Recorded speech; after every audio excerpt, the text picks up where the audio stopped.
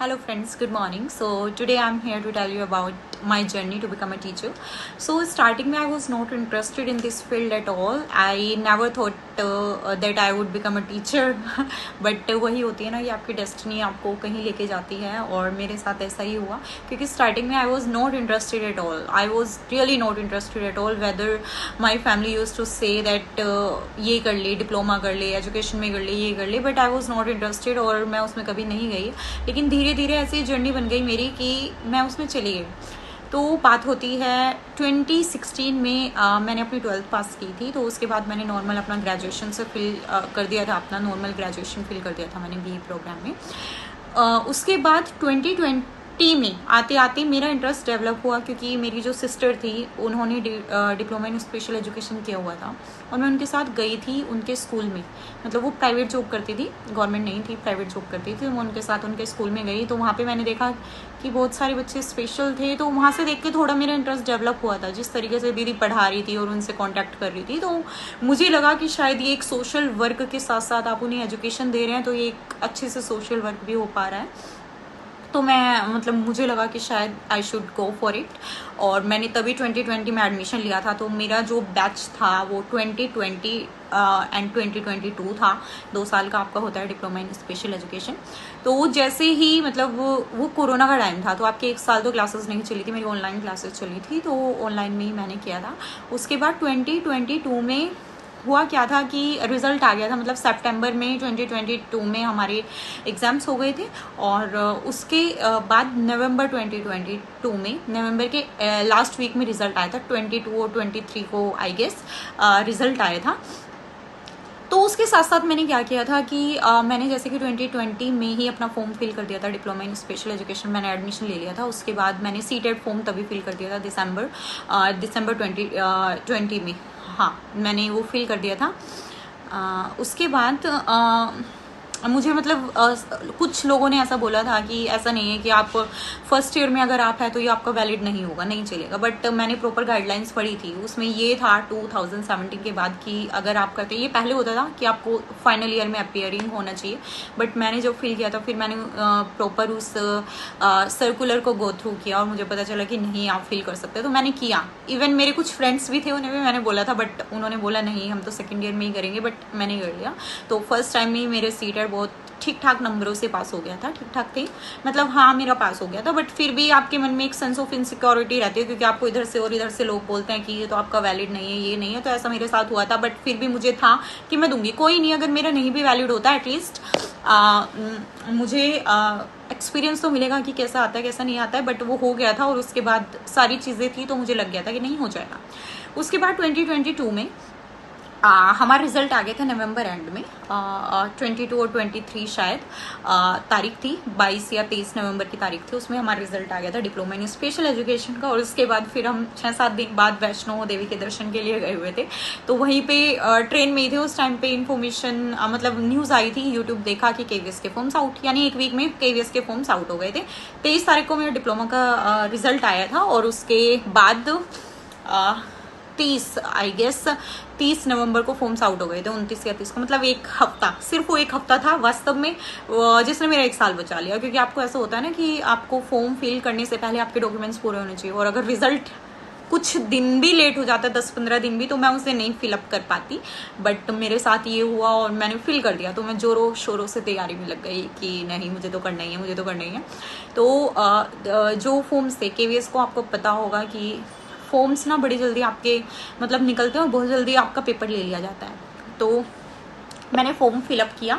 Form fill up करने के बाद लगभग मतलब जनवरी तक उन्होंने डेट बढ़ा दी थी. पहले 20 डेज दिए थे, उसके बाद जनवरी तक डेट बढ़ गई थी. तो मैंने फॉर्म फिलअप किया और मेरा आई गेस 6 जनवरी तक फॉर्म फिलअप हुए थे. और उसके बाद आपका जो पेपर था उसकी न्यूज़ आ गई कि आपका पेपर है फरवरी में 21 या 22 को से पेपर चालू हो गए थे. आपके 16 से चालू हो गए थे बट मेरा जो था वो 26 फेब का था, सेकेंड शिफ्ट. मुझे याद अच्छे से, क्योंकि ऐसी चीज़ें आप नहीं भूलते हो क्योंकि आपके जीवन में आप इन्हें बहुत ज़्यादा मानते हैं तो आप नहीं भूलते हैं ऐसे चीज़ों को. तो मेरा पेपर था और साथ में मेरी दीदी का भी था. बट हम दोनों नहीं दिया, उनका फर्स्ट शिफ्ट में था 26 को ही और मेरा सेकंड शिफ्ट में था। पेपर दिया, अच्छी तरीके से तैयारी की थी और मुझे था कि मतलब पेपर दे के खुशी होती है ना अंदर से कि नहीं मेरा हो जाएगा, मुझे कोई इशू नहीं है, मेरा आ जाएगा इजीली नंबर। मैंने घर पे आके बता दी नहीं मेरा तो पेपर बहुत अच्छा गया है और मेरा इजीली हो जाएगा। तो मतलब 180 मार्क्स का उस टाइम पेपर था और मेरे जो मार्क्स बने थे वो 144 बने थे क्योंकि आंसर की आ गई थी 6 मार्च को और मेरे जो मार्क्स बने थे वो बने थे 144। तो ठीक ही मार्क्स से इतना था कि हाँ भाई आपका ये तो निकल ही जाएगा, बाकी इंटरव्यू पे डिपेंड करती हैं चीज़ें। तो उसके बाद फिर मेरा मतलब आपको पता है उस टाइम पे सुप्रीम कोर्ट में बीएड और ये डिप्लोमा का केस चल रहा था। तो रिजल्ट काफ़ी लेट हो गया था, मतलब टीजीटी वगैरह के सबके रिजल्ट आ गए थे, इनके इंटरव्यूज़ भी हो चुके थे, लेकिन हमारा प्राइमरी वालों का रिजल्ट नहीं आया था एज बिकॉज वो जो केस था उसकी वजह से। तो अगस्त में वो केस फाइनल हुआ था, उसके बाद हमारा रिजल्ट नवंबर में आया था, अक्टूबर में आया था। 19 ऑफ अक्टूबर को हमारा टीयर 1 का रिजल्ट आ गया था कि इसके बाद आप इंटरव्यू देंगे। तो मेरा 5 नवंबर को फिर इंटरव्यू था। तो एक्चुअली क्या हुआ था ना, नॉर्मलाइजेशन के बाद मेरे मार्क्स डिक्रीज हो गए थे। तो ऐसा होता है डीएसएसबी वगैरह में कि अगर आपके मार्क्स हैं तो उससे आपके बढ़ते हैं या फिर उतने ही रहते हैं, लेकिन केवीएस की जो नॉर्मलाइजेशन प्रोसेस था वो थोड़ा अलग है, तो उसमें आपका ऐसे है मार्क्स घट भी सकते हैं। तो मेरे मार्क्स घटे थे।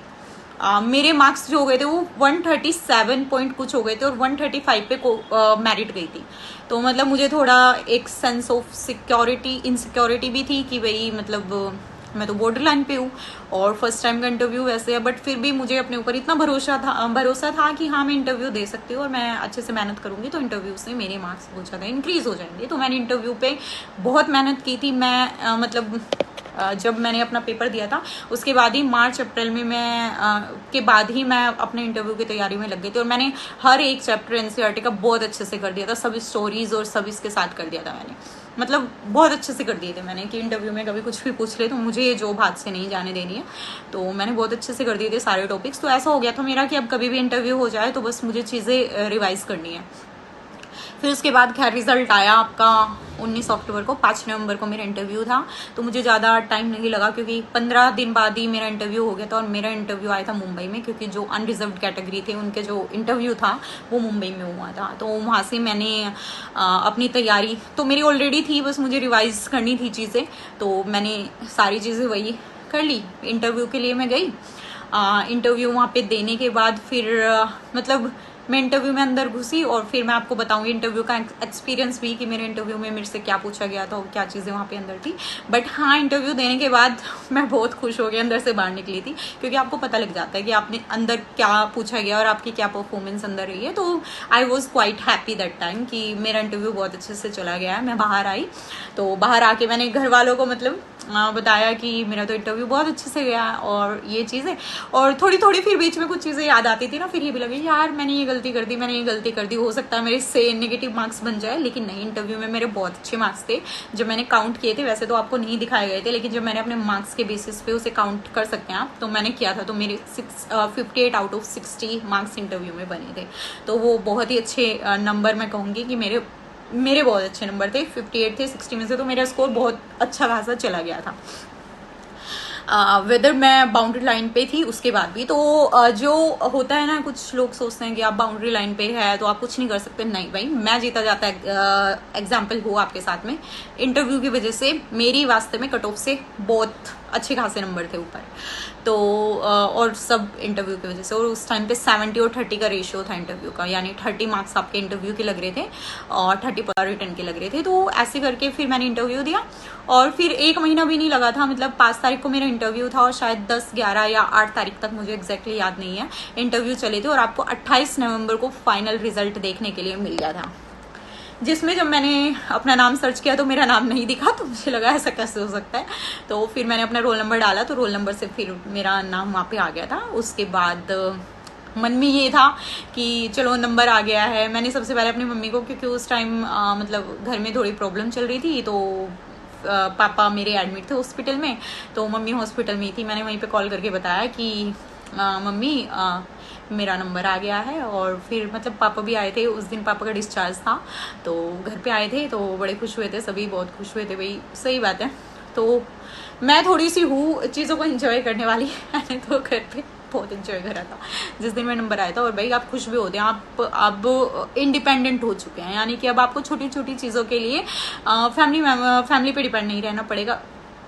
ठीक है, आपकी फैमिली सारी चीज़ें करती है, हर चीज़ है, लेकिन आपका भी कुछ सोचने का फर्ज होता है। ऐसा नहीं है कि आप पूरी लाइफ अपने पेरेंट्स से या फिर शादी के बाद अपने हस्बैंड के पीछे पड़े रहेंगे। तो आपका भी कुछ, मेरे हिसाब से इतना तो होना चाहिए कि हाँ ठीक है, आपको छोटी छोटी चीज़ों के लिए दूसरों पे डिपेंड न रहना पड़े।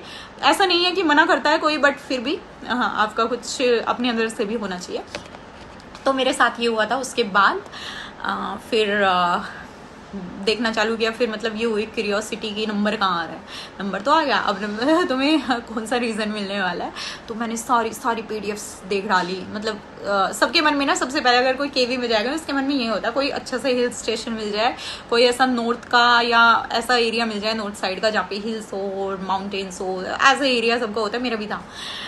बट फिर मेरा नंबर आया पटना रीजन में मैं फ़िलहाल काम कर रही हूँ। तो मेरा पटना रीज़न में नंबर आया था। और मतलब ऐसा भी नहीं है, मुझे खुशी भी हुई क्योंकि वो आपकी कर्म भूमि है। कुछ लोग होते हैं, कुछ इंसान होते हैं, गलत बोल देते हैं कि पटना में आ गया, ये आ गया, वो आ गया। अरे भाई वो तुम्हें कमा के दे रही है, वहाँ पे तुम फर्स्ट टाइम जॉब कर रहे हो और आप उसके बारे में बुराई कर रहे हो।